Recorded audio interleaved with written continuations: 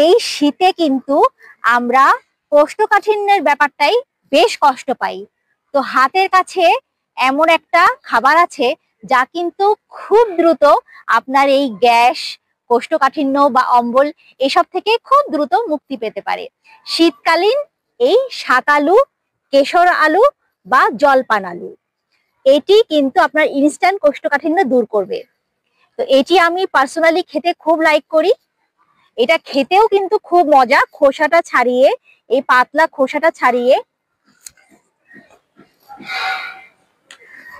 দারুণ মজা, আপেলের মতো মিষ্টি স্বাদের এই শাক আলু কিন্তু আপনার হার্টের জন্য ভালো, ক্যান্সার প্রতিরোধক এবং ডায়াবেটিসের রোগীরাও কিন্তু দারুণভাবে এই ফল এনজয় করতে পারবেন।